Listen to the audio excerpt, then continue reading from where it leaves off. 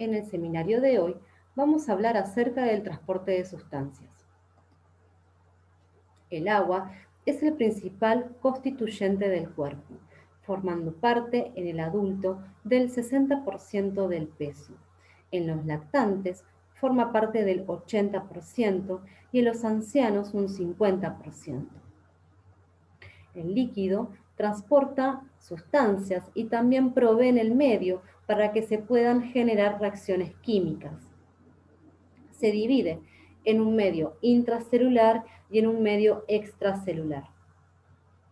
El ingreso de líquidos es a través de la ingesta y del metabolismo de los alimentos, y la excreción del líquido es gracias a los riñones, el tubo digestivo, pulmones y piel.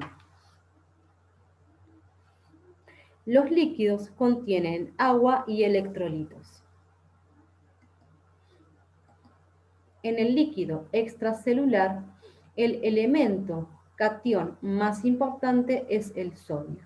En el líquido intracelular, el más importante es el potasio.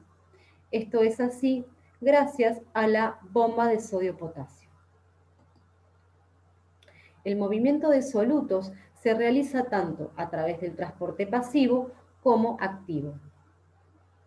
El agua lo hace por mecanismos pasivos, la ósmosis, a través de canales que se llaman acuaporinas. La difusión es el movimiento de solutos desde el lugar donde existen en mayor concentración hacia el lugar donde existen en menor concentración. La ósmosis es el transporte de líquido desde aquel lugar donde existe menor concentración de solutos hacia donde existe mayor concentración de solutos. Por lo tanto, los mecanismos de transporte pueden ser pasivos o activos. Los pasivos no requieren de gasto de energía, por ejemplo, la difusión y el arrastre por solvente. Este último se produce por un flujo de solvente en una dirección, arrastrando consigo algunas moléculas de soluto. El transporte activo utiliza energía para transportar sustancias en contra de su gradiente de concentración. El transporte activo secundario aprovecha este gradiente creado por el transporte activo y utiliza el gradiente de difusión.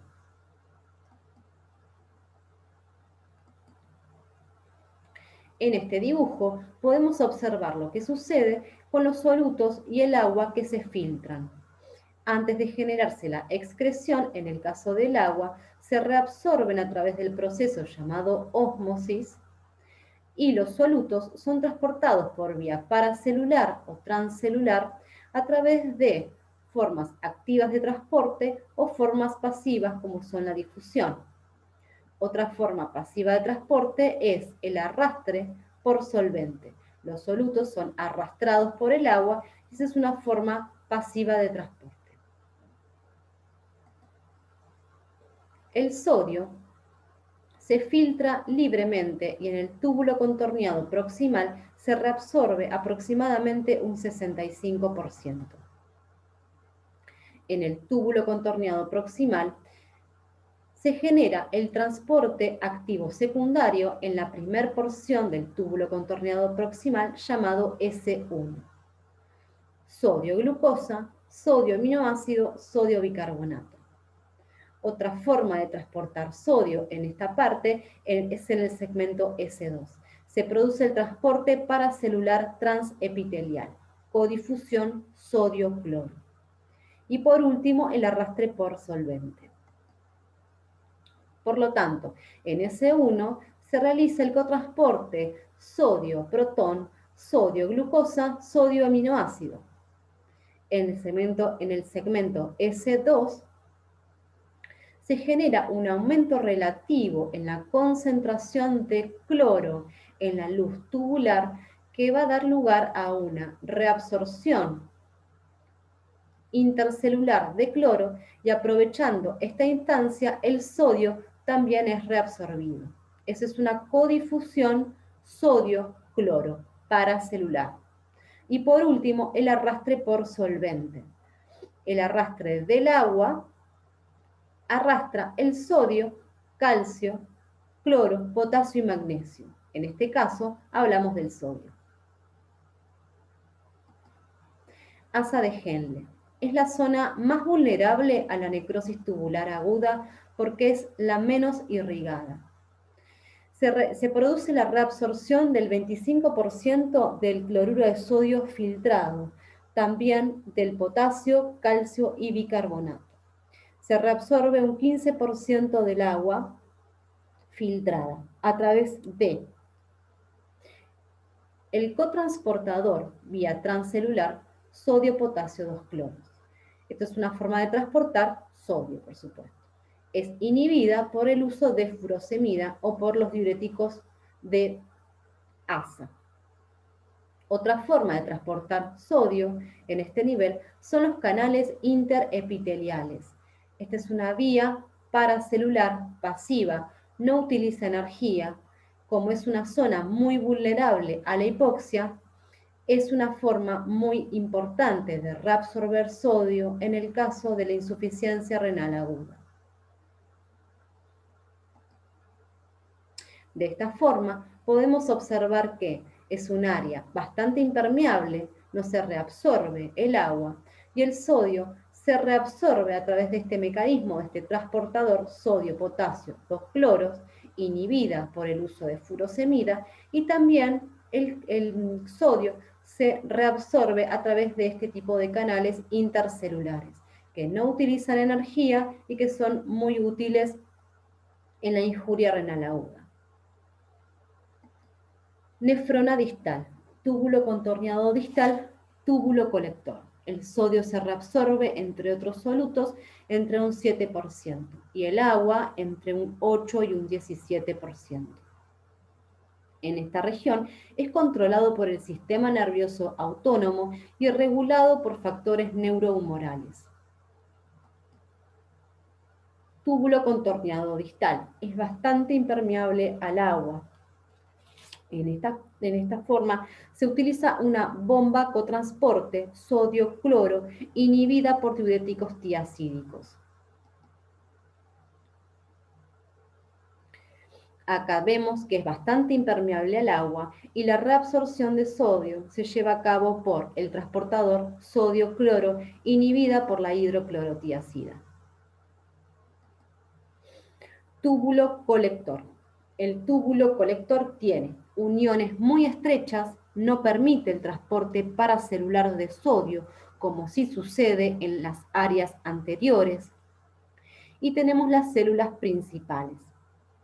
En este caso, encontramos los canales epiteliales de sodio, que son activadas por la aldosterona, son inhibidas por la presencia de amiloride, inhibidas por el factor natriurético atrial, inhibidas por la presencia de las prostaglandinas.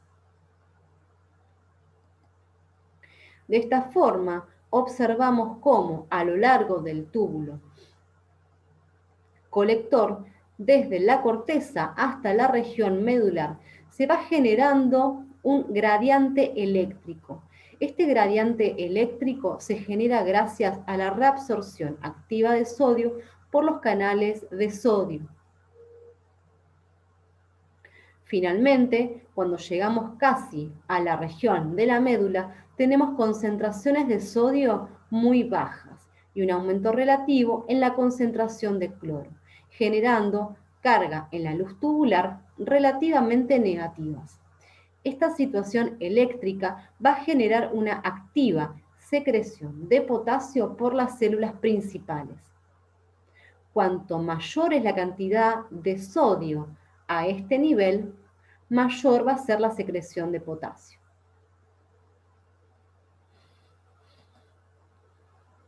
Por lo tanto, si tenemos en cuenta que el glomérulo filtra 180 litros de plasma por día y que se excretan 1.8 litros por día con menos del 1% del agua y de los solutos filtrados, quiere decir que todo a lo largo del sistema de túbulos se genera una activa reabsorción de agua y de solutos. Tenemos que recordar que el agua se reabsorbe por ósmosis y que se encuentra acompañada a la reabsorción de solutos. acompaña básicamente la reabsorción de sodio. Por lo tanto, en el túbulo contorneado proximal se reabsorbe casi el 70% del agua y de los solutos. En la región descendente se reabsorben a través de la presencia de las aquaporinas un 15% del agua. En el asa delgada ascendente es muy impermeable al agua, pero se reabsorbe casi un 25% de solutos. En el túbulo contorneado distal y el túbulo colector, la reabsorción de solutos y del agua va a estar determinada por la presencia de factores neurohumorales de control.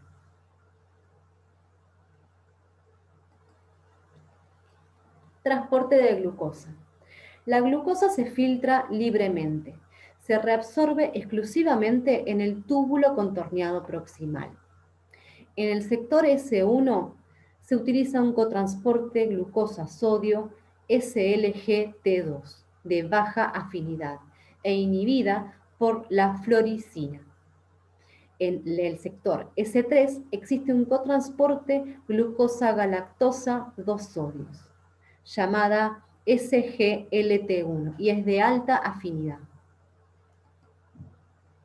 También tenemos una familia de proteínas que se llaman familias GLUT, que se encuentran transportando la glucosa desde la célula hacia el líquido intersticial. Por lo tanto, en S1 se llaman GLUT2 y en S3 se llaman GLUT1. Una vez presentes en el líquido intersticial, la glucosa por difusión se dirige al capilar peritubular. TM, transporte máximo. Muchas sustancias que se reabsorben por transportadores lo hacen a una velocidad determinada, que se llama TM. Ejemplo de estos son fundamentalmente glucosa y aminoácidos y también sulfatos y fosfatos. El valor en sangre que se corresponde con ese TM se llama valor umbral.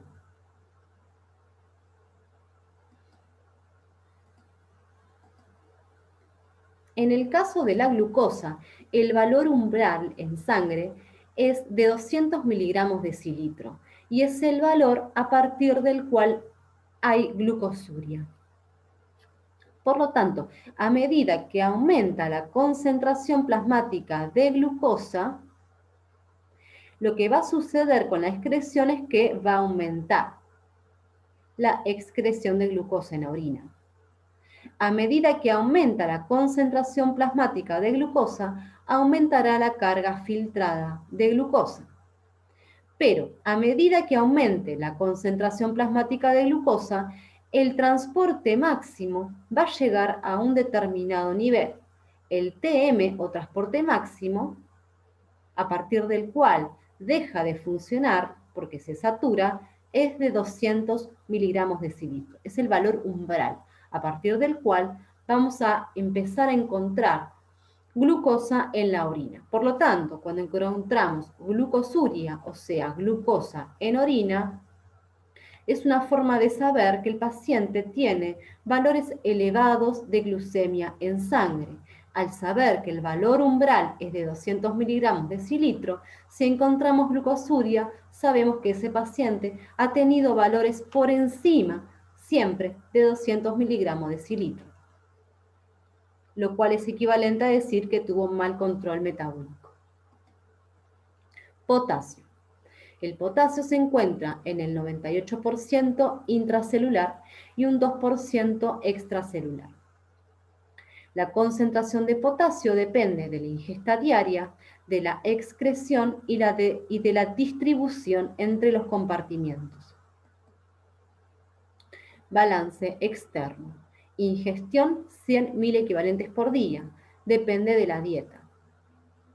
En el líquido extracelular es de un 2%. A partir de aquí se genera la excreción de potasio en un 90% a través del riñón y en un 10% a través de las heces.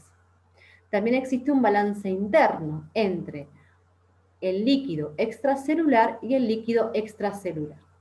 en el líquido intracelular, que es de un 98% de potasio, y en el líquido extracelular con un 2% de potasio. Existe un intercambio de potasio entre un compartimiento y el otro. Esto se debe mantener en un equilibrio. Existen alteraciones en ese equilibrio que hablábamos recién, y es cuando tenemos ausencia de insulina, en el caso de la presencia de, o bloqueo, perdón, de la aldosterona, la activación de receptores beta-adrenérgicos, en los desequilibrios en el estado ácido-base, como por ejemplo la acidosis metabólica, la lisis celular y los cambios en la osmolaridad.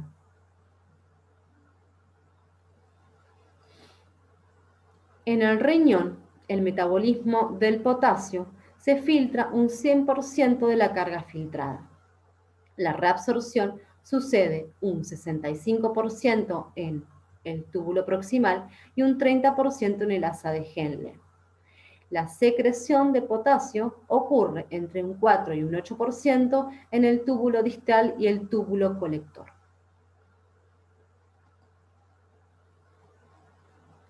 En el túbulo proximal, la reabsorción de potasio se realiza a través del arrastre por solvente.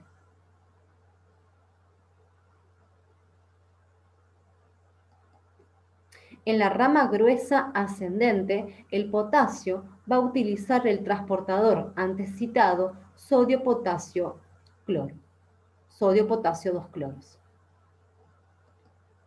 Ahora bien, cuando hablamos de la secreción de potasio, se realiza gracias a que se realiza la reabsorción de sodio en forma activa con los canales de sodio.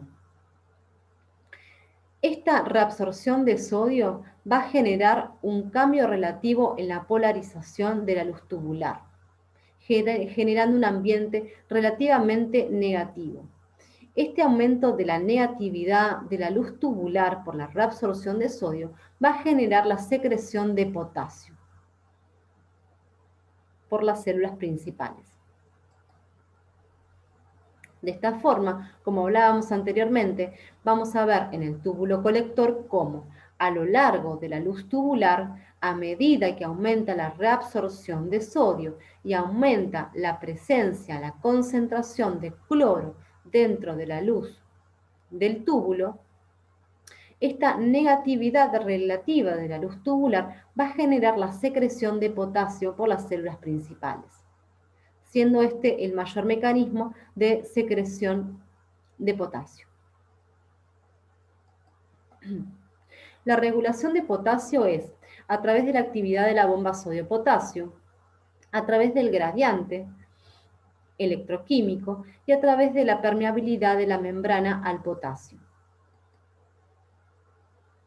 Los factores de regulación están determinados por la cantidad de potasio en el líquido extracelular, por la presencia de la aldosterona, por la oferta distal de sodio y por las alteraciones en el estado ácido-base.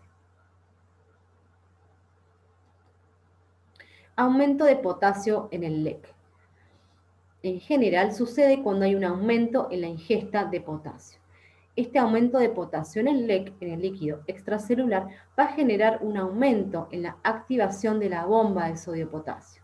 Va a aumentar el gradiente electroquímico, va a aumentar la síntesis de los canales de potasio, que van a generar mayor secreción de potasio, y también genera un aumento de aldosterona. El aumento de la aldosterona generará un aumento de la síntesis de los canales de potasio y también activarán la bomba sodio-potasio. Recordemos que la aldosterona actúa sobre receptores intracitoplasmáticos. La activación de estos receptores intracitoplasmáticos van a promover la realización de proteínas que finalmente harán los canales de sodio. Por lo tanto, el aumento de la aldosterona generará un aumento finalmente en la reabsorción de sodio. Esto se encuentra inhibido por la amilorida y la aldosterona a este nivel se encuentra inhibida por la presencia de la espironolactona.